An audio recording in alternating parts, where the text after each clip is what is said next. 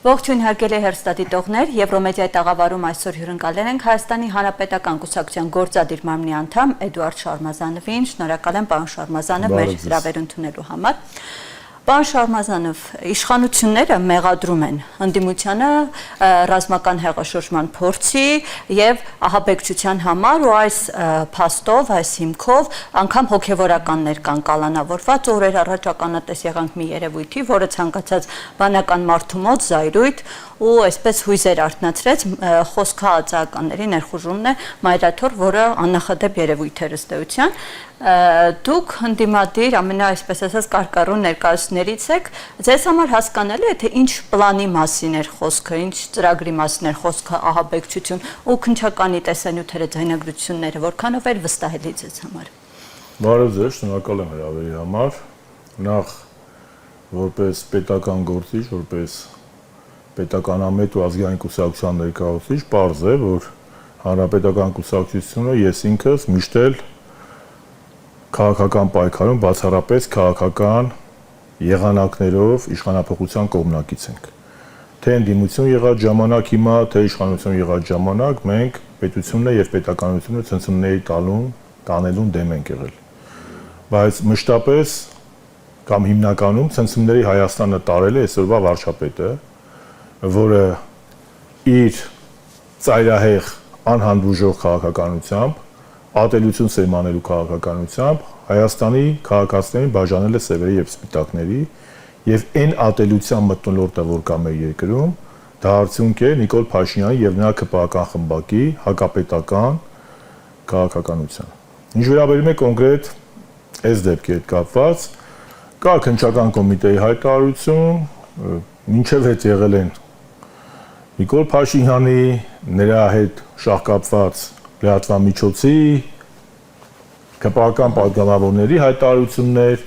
որոնք ուղիղ ցույց են տալիս, որ Նիկոլ Փաշինյանի գործողությունները քաղաքական հետապնդում նպատակ ունեն։ Չմոռանանք, որ դեռևս 25 թվականի մայիսին պարլամենտում Նիկոլ Փաշինյանը մեջբերում եմ հայտարարեց, որ բոլորիդ սաղիթ կտանեմ կնստացնեմ ԱԱԾ-ի պատվալը, մեջբերման ավարտ։ Այսինքն դրանով իսկ ինքը հրահանգ տվեց ուժային կառույցներին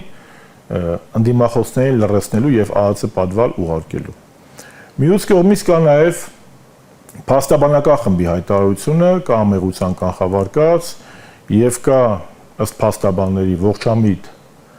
կասկածներ, որ այդ գործը ասիկա լրացուցիչ ուսումնասիրության կարիք ունի։ Ինչ գալիս է ահաբեկչությանը։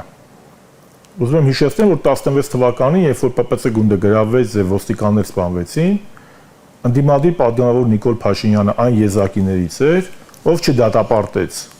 ՊՊՑ գնդի գրավումը եւ նույնիսկ կան տեսանյութերը, որտեղ նա փաստացի, եթե չասենք արդարացնում, այլ փորձում է հասկացնել ազատության համար։ Այո, ինչ-որ հասկացնել, արդարացնել ՊՊՑ գնդի գրավումը կամ ասել, որ ահաբեկչություն կարող են որակել նրանք, ովքեր որ չեն տիրապետում Հայաստանում տեղի ունեցող ներքին մթնոլորտին։ Այսինքն ինչ, անդիմադիր եղած ժամանակ ինքը դա դատապարտում է, չի դատապարտում, իշխանության եղած ժամանակ դատապարտում, այսինքն ինքը նույնացնում է իրեն պետության հետ։ Ես կրկնում եմ, ցանկացած ոչ օրինական սահմանության հետ առնչություն չունեցող գործողություն իմ համար անընդունելի է։ Բայց կա ամեղության կանխավարկած եւ ես չեմ ուզում դրա այդ գործի մեջ մտնել։ Ինչ վերաբերում է Էջմիածնի վրա հարձակմանը, ապա դա մեր ազգի ամոթն է։ Դա մեր ազգի ամոթն է եւ Նիկոլ Փաշինյանը սա անում է իմ տպավորությամբ արտաքին խաղացողների եւ թուրք-ադրբեջանական խաղացողների պահանջով։ Ինչու, որովհետեւ հայ առաքելական եկեղեցին մնացել է փաստացի ազգային միակ ինստիտուտը, որը պաշտպանում է արցախահայերի իրավունքները, խոսում է արցախահայերի իրավունքներից, Արցախ վերադարձի իրավունքից, խոսում է հայ գերիներից, ովքեր գտնվում են Բաքվի բանտում, եւ խոսում է ցեղասպանության միջազգային ճանաչումից։ Ես ունեմ ողջամիտ կասկածներ կամ նման կարծիք էլ կա, որ չի բացառվում, որ Նիկոլ Փաշինյանի դեմը դրվել է նոր պահանջ, որ խաղաղության պայմանագիր կոչված փաստաթուղթը կամ խաղաղության հռչակագիրի, այնքան որ խաղաղություն անուն լինի այնտեղ, կստորագրվի միայն այն ժամանակ, երբ Նիկոլ Փաշինյանը վերջնականապես հնազանդեցնի եկեղեցուն։ Այսինքն կամ եկեղեցին իր վեհապարով պետքա փոխվի ըստ այդ պլանի, կամ Նիկոլ Փաշինյանը կհնազանդեցնի եւ եկեղեցին այլևս չի խոսի ազգային ինքնությունից, ցեղասպանության ճանաչումից, դատապարտումից, Արցախահայերի իրավունքից եւ հայկական եւ հայ գերիներից Բաքվում։ Սա է, եւ Նիկոլ Փաշինյանն էլ թուրք-ադրբեջանական հրահանգները կատարածելով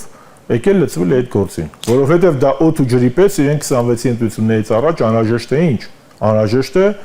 այդ փաստաթուղթը, որի վրա գրված կլինի խաղաղություն, որը նա Չեմբերլեյնի նման կտանի եւ կասի ես այս խաղաղությունն եմ բերել, որպեսզի էլի խափի հայ ժողովրդին եւ փորձի ստանալ քաղաքացիների ձայները։ Պարոն Շարմազանով, Միքայել Սրբազանի կալանավորումը, որքան էլ որ նահապաստաբանները օրինակ նշում են այսօր, որ որևէ այլընտրանք չկար, եթե չգնար, ապա այնտեղ հնարավոր է բախումներ հրահրել։ Բայց անության մասը օրինակ քննադատում է ու կասկածի տեղիք է տալիս, այս ամենը ասում է, որ չպետք է գնար եւ ինքնական հանձնվեր հոգեվորական, այլ ընդհակառակը պետք է մնար եւ առաջնորդեր այնտեղ հայտնված մարդկանց։ Ու դա Միքայել Սրբազանի որոշելիքն է, ես այդտեղ Չէ, գնահատական արդյոք հրահրվեր բախումները։ Հոգեվորականը ինչ պետք է բախկվեր։ Դուք հոգեվորականները, տես Ներոնի ժամանակ էլ Պետրոս Արաքյալն էր ուզում հեռանա, բայց տեսիլ տեսավ, որով Հիսուսն ասաց գնում եմ խաչվելու հռոմ, ասի գնում եմ խաչվելու եւ դա մեսիջ է, որ Պետրոս Արաքյալը գնա եւ խաչվի Հռոմի բանտում։ Այսինքն հոգեվորականության արժեքային համակարգը պետք է հասկանանք, այդ մարդիկ քրիստոնեություն են դավանում, այդ մարդիկ հարության գաղափարին են հավատում եւ դա շատ ճիշտ է։ Այդ մարդիկ հավատում են, որ այս կյանքը ստեղ ժամանակավոր է, հիմնական կյանքը երկնքում է։ Եվ այդ իմաստով նրանք հավիտենական արժեքներով են ապրում եւ ես չեմ կարծում, որ որևէ եկեղեցական, այդ թվում նաեւ Սրբազանը պետք է պահկվեր բազմության թիկունքում։ Սա այլ բան է, որ բազմությունը, հարությունը պետք է իր անհամաձայնությունը հայտնի, որովհետև ակնհայտ է, որ 24 թվականին է կարծեմ նման հայտարարություն եղել եւ դատախազությունը, ինչքան ես որտեղյակ եմ, գլխավոր դատախազը կամ դատախազությունը գրություն է տվել, որտեղ հանցակազմ չի տեսել Միքայել Սրբազանի գործողությունների մեջ։ Բայց սրանք բոլորը հետևանքներ են։ Պատճառը հետևյալն է, պատճառը նա է, որ Նիկոլ Փաշինյանը Հայաստանը ուզում է դարձնել թուրքական վիլայետ։ Նիկոլ Փաշինյանը Հայաստանը հանել է Ռուսաստանի ազդեցության գոտուց եւ տալ մտցրել է Էրդողանի ազնվանոցի տակ։ Վերջ։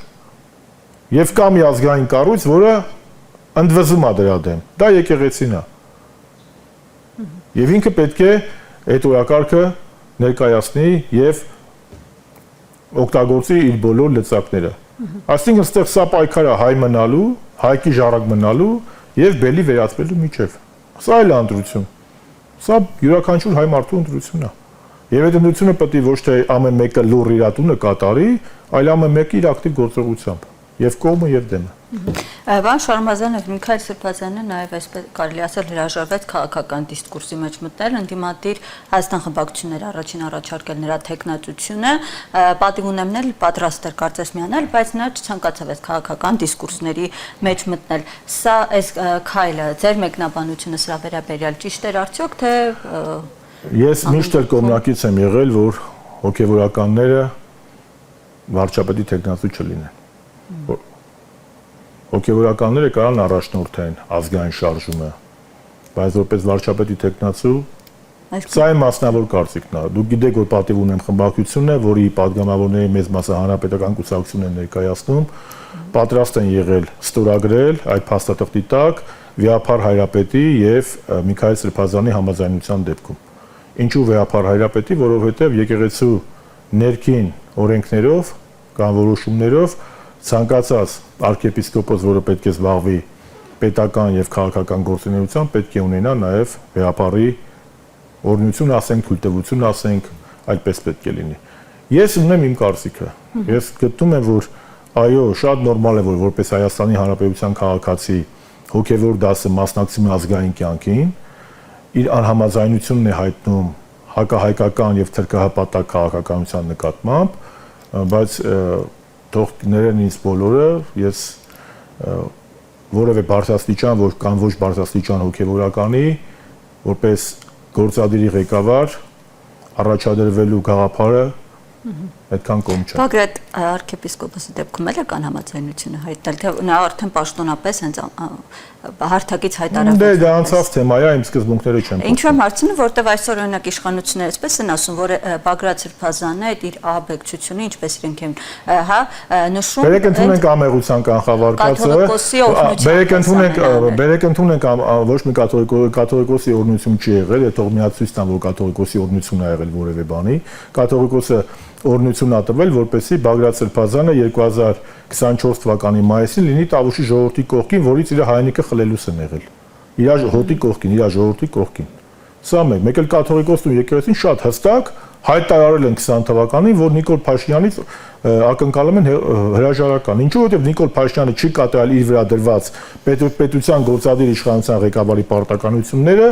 բերել է պատերազմ, պարտություն ա բերել, 5000 զոհ ա բերել, հետագայում արդեն Արցախի հայաթափում ա բերել եւ նա պետք է հեռանա։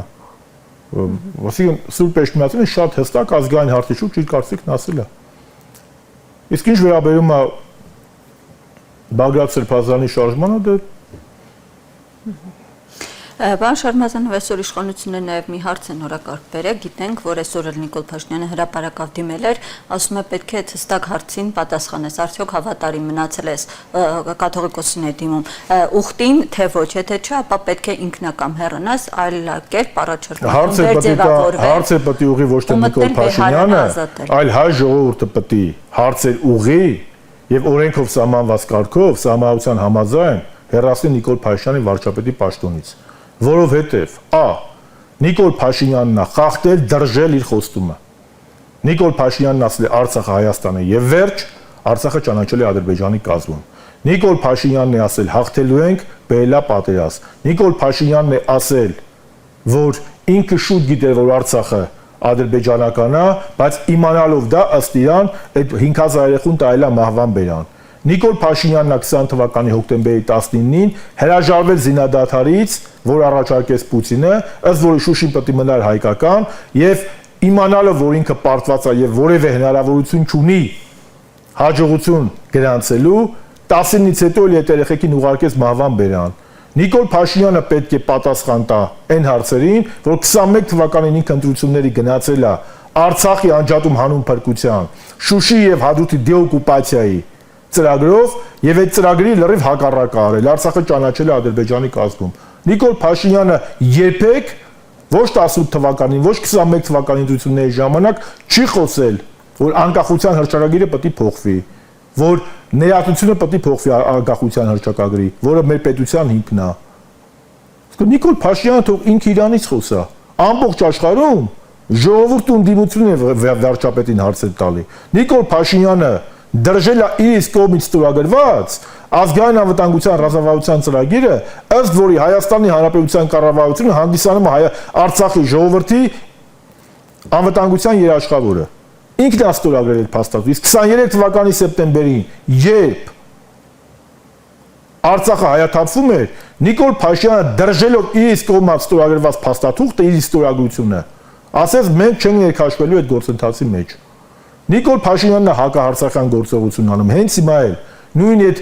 գործողության մեջ ես տեսնում եմ, որ հատուկ ուղղված սլաքներ կան Արցախի ժողովրդի դեմ։ Այնտեղ հատուկ մի հատ Արցախի պատգամավոր Դավիթ Գալստյանին բերել են այնտեղ կապել, իբր թե արցախահայերը ուզում են հեղաշրջում անել։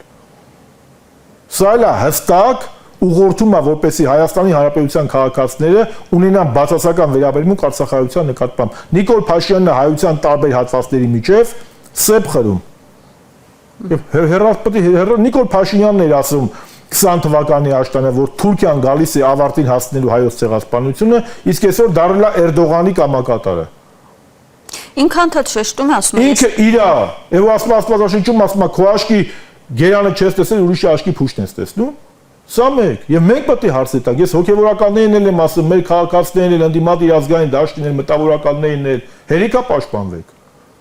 Կաթողիկոսը ենթադրյալ այդ կուսակցության թեման է մեղավոր եղել, որ Արցախը այսօր Ադրբեջանինն է։ Հոգևոր դաստա մեղավոր կամ նրանց ազնական ինչ-որ գործողություններն են ենթադրյալ մեղավոր, որ Հայաստանի 240 կիլոմետրը օկուպացված է Ադրբեջանի կողմից, Նիկոլ Փաշինյանը սահմանությամբ ունի իր լիազորությունները։ Ինքը լա թող իր լիազորությունները կատարի։ Նոր խոսա ուրիշից։ Պարոն Շարմազան, ինքան թե ասում է ես սա որպես ոչ թե վարչապետ եմ հանդես գալի, այ առաքելական եկեղեցու հետևորդ։ Տեսեք, Նիկոլ Փաշինյանը իր քաղաքական կուրատորների միջոցով բերում է նոր օրակարգ, որտեղ ինքը ընտրաշվելուց հետո, որտեղ ինքը հարցեր պատասխանողից վերածվել հարցեր տվողի։ Մենք չպետք է մտնենք այդ կեղծ օրակարգի մեջ։ Դա եկեղեցու գործն է։ Աստծո եւ վեհապարի։ Մենք ով ենք որ մտնում ենք դրա մեջ։ Հայ ժողովուրդը քեզ ընտրել է ոչ բարով վարչապետ, որ դու կատարես քո խոստումը, բացեք կառավարության ծրագիրը։ Նիկոլ Փաշինյանը խոստացել է կախարդական փայտիկով ժողովրդի վիճակը լավացնել։ 6 միլիարդով արտաքին պարտք ավելացնել։ Մարդիկ տոկոսների տակ ճկռում են։ Հայաստանի անվտանգությունը խոցելի է դարձել։ Հայոց պատմությունը վերածել է Հայաստան, եկեղեցու պատմությունը հանել է։ Այսինքն ինքը ինչ է արել։ Բացեք իր կառավարության ծրագիրը։ Կառավարության ծրագրում գրած աղել, որ պետք է հապկի այդ հարաբերությունները սառեցնեն։ Կառավարության ծրագրում գրած աղել, որ Հայաստանը պետք է դառնա Թուրքիայի նոքիար։ Կառավարության ծրագրում գրած աղել անջատում հանուն փրկության։ Նույնիսկ պատերազմից հետո 20 թվականի նոյեմբերին, երբ որ Ֆրանսիայի սենատը եւ ազգային ժողովը ճանաչեց Լեռնային Ղարաբաղի հանրապետությունը, Նիկոլ Փաշինյանը գրառում է գրել։ Պատերազմից հետո, որ մեր արտաքին քաղաքական բոլոր ջանքերը դրան պետք է ուղղված լինեն։ Ինքը իր խոստումը կատարել է։ Պարոն Շարմազան, որ հմինգել է եկեղեցին ինչ կապ ունի, եկեղեցին հանգիստ թողեք։ Բայց ինքը ուզում է հարցեր տվողի, հարցեր պատասխանողից վերածվի հարցեր տվողի։ Մենք չպետք է կարեստական դիսկուրսի մեջ մտնենք։ Այդ զուզաչուցած բոլորն է այսօր օրական։ Դե դա շատ վատ է, որ պաշտպանում են արդարացը, հլանք ինձ սաղ դնում եք մի կողմ։ Արցախի հանձնման հետ ինչ կապ ունի հոգևորականների կուսակցության ուխտը պահելը կամ դրժելը։ Ինչ կապ ունի։ Որ 120,000 արցախցի դարել են բռնագաղթված։ Մեր գերեզմանները, սրբությունները, եկեղեցիները Թուրքի ոտի տակ են։ Ինչ կապ ունի կուսակրոնությունը։ Որ Նիկոլը դրժել է իր խոստումները, որ ասում է ժողովուրդը տուգանքի մածերի աճի, սաղին տուգանում են։ Ինչ կապ ունի եկեղեցին։ Դա արհեստական խոսույթ է, պետք չի դրա մեջ մտնել ու պետք չի արդարանալ։ Դուք քանի որ արտաքին հարցերով շատ եք այդ թեմաներին անդրադառնում, նախորդին այսպես ուշագրավ էր, որ Ֆրանսիայի նախագահը անդրադառնալով վերջին կատարված իրադարձություններին աջակցություն հայտնեց։ Սա ինչպես կմեկնաբանեք Մակրոնի հայտարարությունը։ Հայաստանի ներքին գործերի խառնվել։ Այդ ոնց է լինում, որ Լավրովը իր մտահոգությունն է հայտնում եկեղեցու նկատմամբ նիկոլական հարձակումներին, Արադ Միրզոյանը եւ ամբողջ նիկոլական խմբակը ասում են Լավրովը խառնվում է Հայաստանի ներքին գործերին ու նմանատիպ հայտարարություններ։ Մենք ինքնիշխան ենք, բայց Մակրոնը, որ Նիկոլին պաշտպանում է, դա ներքին գործերի միջամտում չի։ Մակրոնը իմ մոտ շատ վատ ասոցիացիաներ է առաջացնում։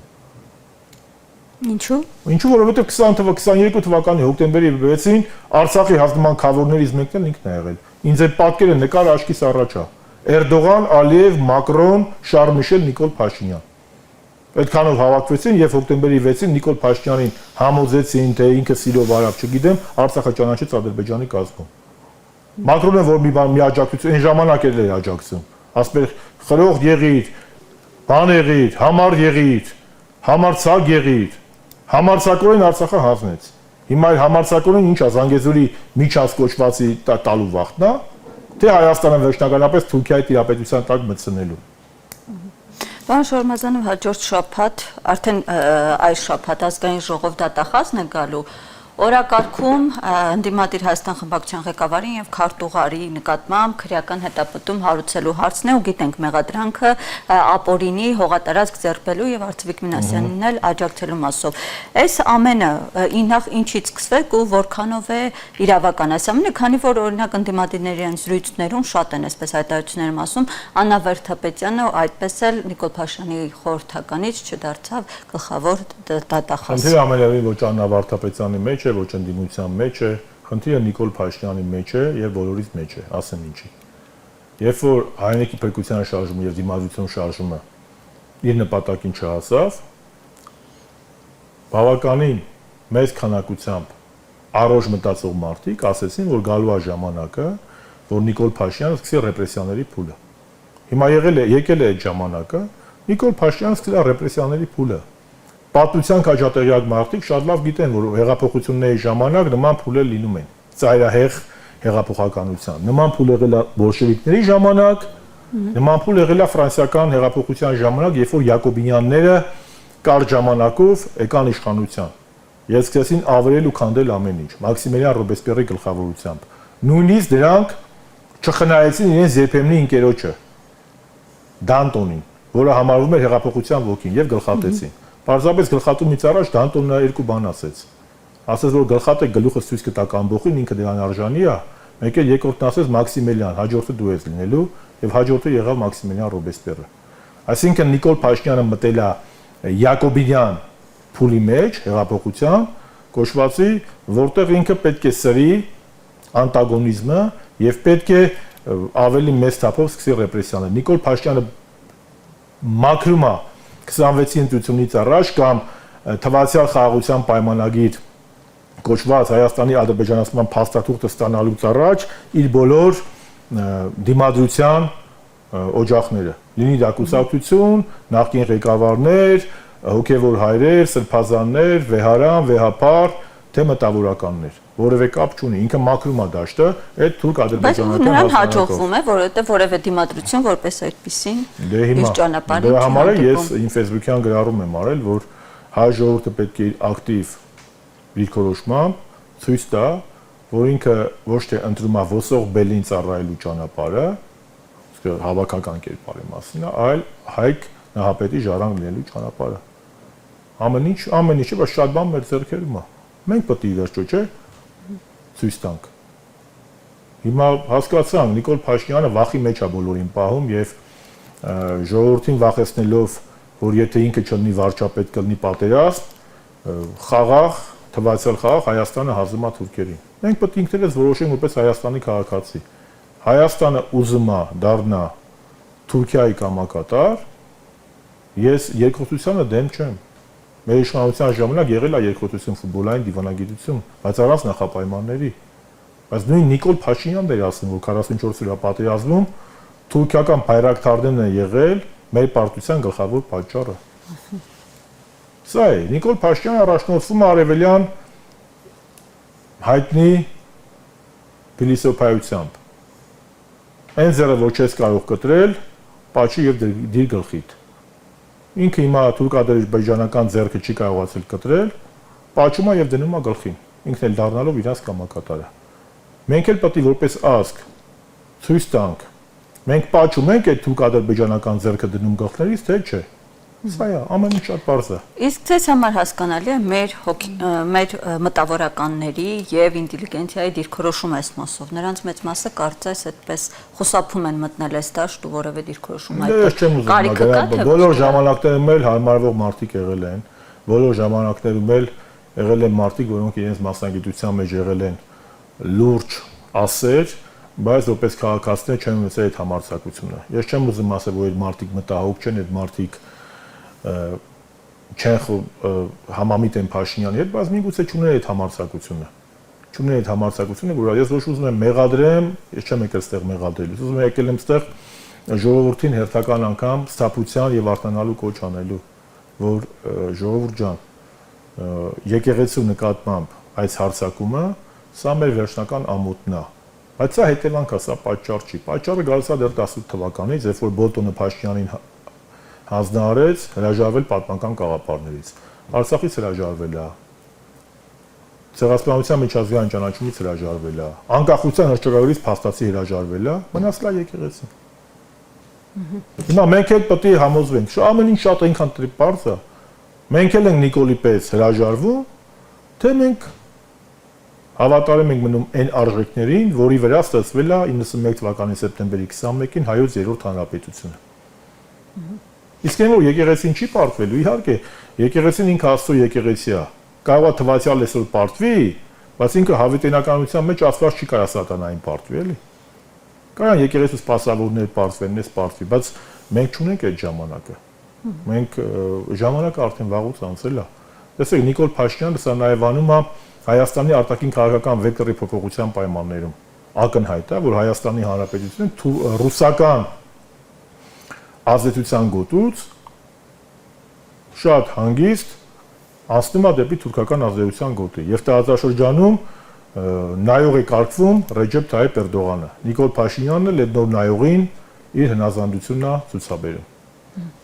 Եվ վերջում, պարոն Շարմազանով, ընդդիմությունը իր առջև որակարգ է դրել այսօր հեռացնել, հա, Նիկոլ Փաշինյանին, բայց շատ հարցերում իրենք իրենց ներսում չեն կարող նույն իմպիչմենթի հետ կապված կամ այլ շատ հարցերի հետ կապված չեն կարողանում միասնական կարծիք ձևավորել, ընդհակառակը փոխադարձ մեղադրանքներ են անդադ հնչեցնում, ավելին իշխանությունները պնդում են, որ այս իրենց հրապարակած հեղափոխության պլանը, որը իրենց պատկանող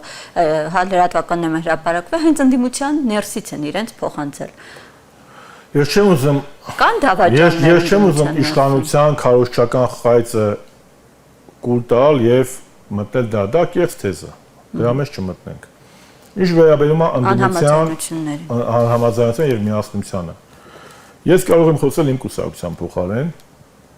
Հանրապետական այս վերջի 5 տարիների պայքարի ընթացքում միշտ ապացուցել է գործով, որ մենք ոչ թե իշխանության գալու, այլ իշխանապողության կողմնակից ենք։ Մենք նույնիսկ իմպիչմենտի գործընթացը Քրիստինե ջան, երբ որ սկսեցինք, 1 ամիս շարունակ տեխնացու չառաջադրեցինք, որպեսզի այլ խմբակցություն տեխնացու առաջադրի։ Երբ որ իրանք չառաջադրեցին, մենք մեր տեխնացուին առաջադրեցինք, բայց մինչև հիմա այս սուրագությունը փաստացի Մամիջյանի թղթի տակ չկան։ Երբ որ այս վերջին օրերի զարգացումները հանգեցրեցին նրան,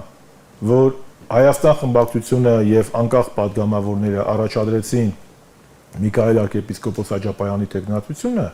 հանրապետական կուսակցության հետ, ասիկը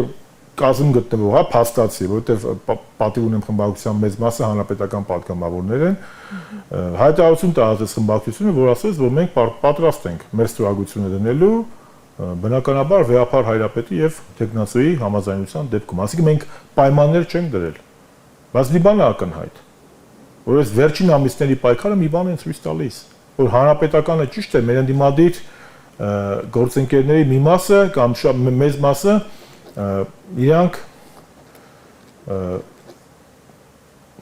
իրականությունից դուրս էին։ Ինչու, որովհետև առնվազն ընդդիմության ամենամեծ ֆրակցիայի առաջնորդը հայտարարում է, որ իմպիչմենտը կեղծ եւ անլուրջ գործընթաց է, չէ՞ նման բաներ ասում։ Կարծեմ երկրորդ նախագահն էլ նման բան ասել, որ անլուրջ գործընթաց է, ինչքան հիշում եմ, առնվազն նրա կողմնակիցները, բայց եթե անլուրջ գործընթաց է, դուք ո՞նց եք իմպիչմենտով տեխնացու առաջադրում։ Նշանակում է, որ իմպիչմենտն է։ Դե նրանք ասում են, որ գտել ենք մի տեխնացու, որ բոլոր կուսակցությունները նրա շուրջ ընդդիմադիր խմբակցությունները ներողություն համաձայնության կան։ Հարցը մի տեխնացուն չի։ Մենք մինչև տեխնացու առաջադրելն ենք, չէ՞։ Մենք տեխնացու, մենք Դավիթ Համբարձումյանին նոր ենք առաջադրել։ Մինչև Դավիթ Համբարձումյանի առաջադրումը գրեթե ողջ ընդդիմադիր դաշտը հանրապետականի պաշտպանած իմպիչմենտի գործընթացը անվանում էր անլուրջ։ Բայց հիմա արդեն իրենք են իմպիչմենտի թեմայի մեջ մտել։ Նշանակում է, որ մենք ճիշտ ենք, իրանք սխալվում են, չէ՞։ Նրանք չեն առաջադրել, այլ լավ, միացել են, բայց եթե անլուրջ գործընթացին ո՞նց է միացել։ Նշանակում է, որ ամենաարդյունավետ ճանապարհը Նիկոլ Փաշինյանից ազատվելու իմպիչմենտն է մնում։ Տեխնացուների մասին կարանք խոսանք, կարանք մեր տեխնացուին ասեն, ես մեկը համամիտ ենք, մեկին ասեն, ես մեկը համամիտ չենք, բայց գործընթացն է կարևոր։ Սերժ Սարգսյանը եւ Հանրապետականը ասում էին, որ ամենաարդյունավետ միջոցը Նիկոլ Փաշինյանի կառավարությունից ազատվելու իշխանությունից դա վարչապետին անվստահություն հայտնելու գործընթացն է։ Եվ 2 օր առաջ ընդդիմադիր ամենամեծ խմբակցության ստորագրությունները մեկ այլ տեխնացուի անվան դիմաց կամ մի օգուտ եկավ ապացուցելու,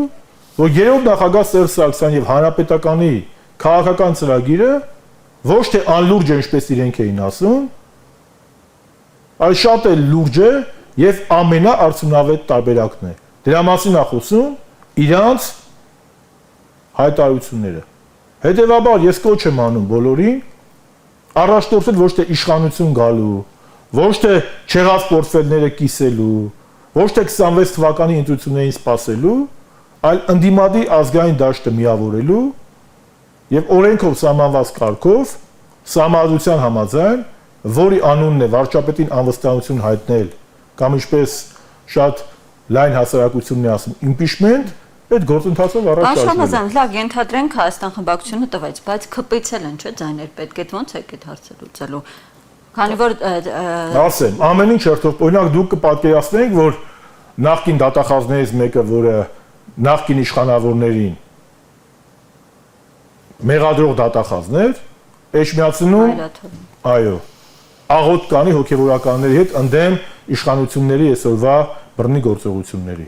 Դե ոնց որ նայա դարձի եկել, տենց էլ ԿՊԱ-ականների շատերը դարձի կգան։ Շնորհակալ եմ զրույցի համար, պարոն Շարմազանով։ Ես հիշեցնեմ, որ այսօր մեր հյուրը Էդուարդ Շարմազանովն է, շնորհակալ եմ մեզ հետևելու համար։